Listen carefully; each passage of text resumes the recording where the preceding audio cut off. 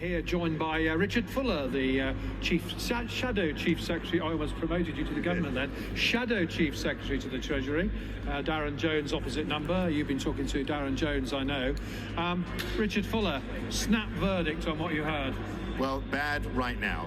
The growth economy halved. That means businesses not investing. That means fewer jobs. It means people not getting same pay rise. We also know that inflation is up. And the Chancellor says it's everyone else's fault but her own. But people know it's really largely down to the way that she has really flattened business confidence in this country. But of course, both she and the Prime Minister say repeatedly it's fixing the mess you left and they inherited, the £20 billion, I think it's 22 billion now, isn't it, black hole. They're repairing the damage done by all the profligacy of Liz Truss and all the rest of you. So what was interesting about this budget was the Chancellor stood there and she would blame everyone. She would blame, as you say, the Conservatives. She blamed international events. She blamed the war in Ukraine. She blamed the US administration. What she didn't do was take accountability for herself, at the same time as saying everyone else needs to take accountability. I think what the Chancellor needs to recognise is that she owns her decisions now. She owns what happens in the real economy. And although she may say there may be comfort in 5 years hence, the numbers can move around, what we know right now is that businesses don't feel confident to invest and they don't feel confident to hire people. But I mean, you're presumably talking about the national insurance rises and so on.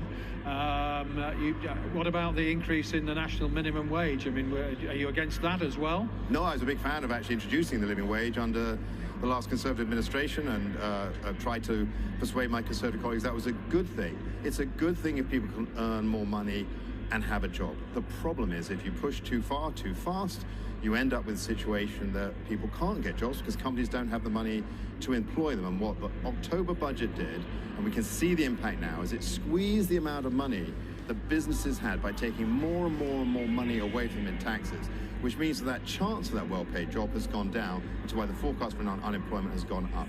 What about the welfare cuts? Because the government talks about reform, and yet they're making cuts. What would the Conservatives do? Would you cut more? What would you change? Well, as the Shadow Chancellor Mel Stride said today, whilst prior to the election he was looking at these issues beforehand, and he said the most important thing is you have a plan. You can't rush these events. He wants to get rid of the triple lock. Is that Tory policy? No, as Kemi Badenoch made clear last week, that was not Tory policy. But on the issue of welfare changes, what was concerning is it gave every impression today the Shadow Chancellor had rushed around at the last minute trying to fix the hole in her own finances, and she did that by trying to rush forward changes on welfare reform. And when she did that, it means a lot of people get anxious about the changes that might be made. You talk about rushing forward. I've got to rush to Sophie Ridge now. Perfect. Sophie, back to you. Richard Fuller, thank you.